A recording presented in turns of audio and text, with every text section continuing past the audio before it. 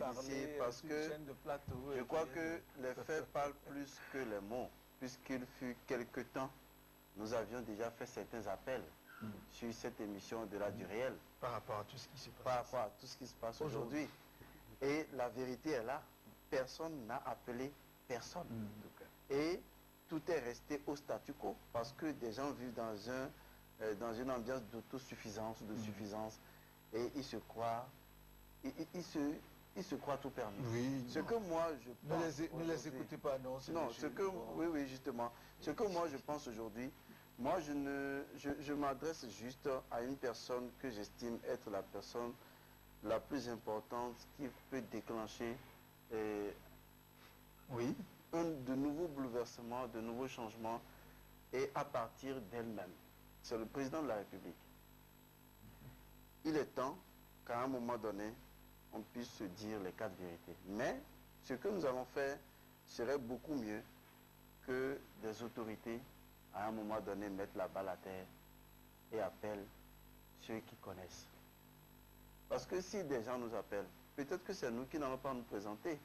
Et c'est peut-être d'autres que nous allons leur envoyer. Juste pour leur donner un éclairage sur ce qui est à faire. Parce qu'à un moment donné, celui qui se développe vraiment, c'est celui qui reconnaît qu'il ne connaît pas. À un moment donné, quand ça ne va pas, il faut véritablement croiser les bras et dire, je vous en prie, aidez-moi. Demander de l'aide n'est pas une faiblesse. Il n'y a que ceux qui sont forts qui tendent la main pour demander de l'aide. Je crois qu'aujourd'hui, il faut que certaines personnes demandent de l'aide. C'est un conseil que je donne, c'est tout. Pour ajouter à ce que vient de dire Godson, il a dit tout à l'heure que être leader ne veut pas dire chercher à mourir tranquillement chez soi. Je vais plus loin en disant simplement qu'aujourd'hui, les forces de la nation béninoise manipulent des images sans s'en rendre compte des conséquences de ces images. Oui. De part et d'autre, partout, tous. Et il y a quelque chose qui est beau aujourd'hui, c'est quoi? Personne ne peut aller à la victoire de l'an 2011 sans l'union. C'est pas possible. Ayons le courage de le dire. Lorsque vous prenez un symbole, il faut vous demander quelles sont les probabilités, les possibilités de ce symbole. Est-ce que le symbole qu'on m'a donné, je suis le maître de sa manipulation? Qui sont ceux qui sont les maîtres de cette manipulation? Est-ce que j'ai été juste envers ceux-là? Quelles sont les injustices que j'ai créées envers ceux-là? Parce que le problème, c'est quoi? On vous remet une force, mais on ne vous remet pas les clés de cette force. Et c'est pour vous dire simplement que ce que nous vivons aujourd'hui, c'est simplement parce que celui qui manipule l'image qu'il a dans la main aujourd'hui n'a pas les clés de cette image. Et n'a pas l'humilité d'aller rechercher cette clé. Par contre, ceux qui y est ont trahi, parce qu'il faut se dire la vérité. On a trahi parce que simplement on veut que l'orientation ne soit pas l'orientation que la nature a voulu. Mais nous devons avoir le courage aujourd'hui, si nous voulons vivre en paix et laisser une belle destinée, même à nos descendants, corriger l'erreur que nous avons commise. Et cette erreur, on ne peut la commettre, on ne peut la corriger que simplement en s'unissant, en ayant l'humilité de dire à l'autre, je t'avais trahi, s'il te plaît, pardonne-nous. Parce que ce pardon-là, c'est ça qui va sauver notre pays.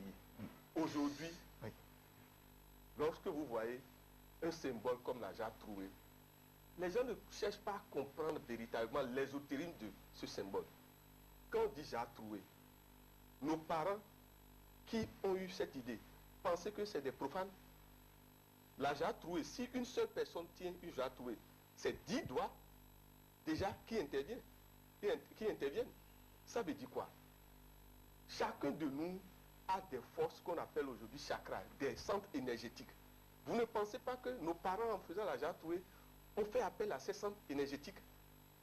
Et que aujourd'hui, forcément, notre pays est une réalité. N'avez-vous pas étudié la carte du Bénin? Ce n'est pas comme un point fermé. Alors il faut se demander, qu'est-ce que la nature a voulu que le Bénin garde? Et comment on peut savoir ce que ce Bénin-là garde pour que ce Bénin puisse nous aider et aider l'humanité. D'accord, monsieur Amoussa, nous allons aborder la seconde partie de l'émission où les téléspectateurs appellent. Ils ont des questions à poser par rapport à tout ce qui est dit ici. C'est vrai, nous ne sommes pas en train de parler de la politique. Nous sommes sur un terrain spirituel, hautement spirituel, qui va au-delà de tout ce qui est Bible que nous traînons, tout ce qui est chant que nous... tout ce que nous exécutons comme chant dans nos églises, confessions religieuses, etc., nous sommes en train d'aller plus loin que cela. Et ceci étant, nous allons recevoir le premier téléspectateur qui est en ligne. Bonsoir et merci de nous donner votre nom. Allô? Téléspectateur en ligne, bonsoir. Allô? Bon, mais quelques ennuis de l'autre côté de la technique. Est-ce qu'il y en a toujours en ligne, un téléspectateur en ligne? Nous vous écoutons, bonsoir. Allô? Bon, mais en attendant que les téléspectateurs ne viennent, Elman Sugodson, je me retourne vers vous. Allô? Allô? Bonsoir. Bonsoir. Oui, bonsoir. Nous vous écoutons. Comment est-ce qu'on vous appelle? On m'appelle alors Laurent. Alors à nous, Laurent. Laurent, oui. Oui, nous vous écoutons, monsieur Laurent. Oui, super. Et je suis très content de cette émission. Et ce qui m'intéresse dans ce que dit le monsieur, c'est que vous voyez aujourd'hui là, celui qui aborde tout ce que vous dites, celui-là est mal vu par la population. Aujourd'hui, qu'est-ce qui est bon? C'est être pasteur, c'est l'évangélisme, c'est... Tu ne peux pas croire autre chose que ces choses-là pour être important aujourd'hui. Et quand tu parles de ces choses-là que nos parents nous ont laissées, on trouve que toi tu es mauvais, que tu es Satan. Est-ce que vous voyez? Donc tout ça là, ça fait aujourd'hui, même aujourd'hui encore, qu'est-ce qui est en train de profaner ces réalités de notre pays? C'est l'argent. L'argent, on partage l'argent. On partage l'argent dans les couvents, on partage l'argent partout. Et aujourd'hui, même si on se réfère à ces choses-là, je vous dis, monsieur Gosson, tous ceux qui sont là, même aujourd'hui, ceux qui restent comme dignitaires, exemplaires, sont courtisés par de l'argent. Par de l'argent, parce que l'argent a tout gâté dans notre pays. D'accord, monsieur Alohanou, vous avez une question? Monsieur Alohanou, vous avez une question ou c'est ça votre contribution? Allô? Allô? Oui, je vous entends. Vous avez une question à poser ou c'est cela oui, votre... Oui, mais j'aimerais demander... Oui, allez-y. Non, bon, j'ai suivi tout, mais j'ai compris, je vais dans le même sens que vos deux invités. Merci, monsieur Mais je dis, eux, comme ils sont déjà des initiés, ils n'ont qu'à continuer toujours à faire leur travail. Merci beaucoup, monsieur Alohanou. Le pays ira... Merci, nous passons beaucoup à un autre téléspectateur qui est en ligne. Bonsoir. Allô? Téléspectateur en ligne, bonsoir. Allô? Oui, bonsoir. Bonsoir. Oui? Je suis Nadjetissa Béanzin. Nadjetissa Béanzin. Ok, nous vous écoutons. Je salue vos illustres invités. Oui. Surtout mon frère, mon très cher frère, Amsa Abdelrahim, à qui je tire chapeau. Je suis très intéressée par votre émission parce que ça m'interpelle. C'est vrai que nous nous acculturons aujourd'hui parce qu'on va vers d'autres cultures, on se dit retourner à nos pratiques ancestrales, c'est de l'apostasie, c'est ci, c'est ça. Alors qu'en fait, vous savez que nous vivons dans un pays sacré. Et aujourd'hui, nous nous appelons Bénin. Ça a quelle incidence sur le pays? Ça a quelle incidence alors que Dahomey avait une signification? Si vous donnez un nom belliqueux, un nom martial à votre enfant, vous le verrez tout le temps avec le couteau ou bien qu'on appelle un fusil ou ceci, cela. on s'appelait Daoumé. On a trouvé que pour unifier, il fallait l'appeler Bénin. Ça, quel support ancestral? Rien. Ensuite, tout à l'heure, il disait, est-ce qu'il ne fallait pas demander pardon? C'est vrai qu'il faut demander pardon au roi Bianzin. C'est dommage que je sois de cette famille, mais je vous dis, tout ce dont nous souffrons aujourd'hui part de là.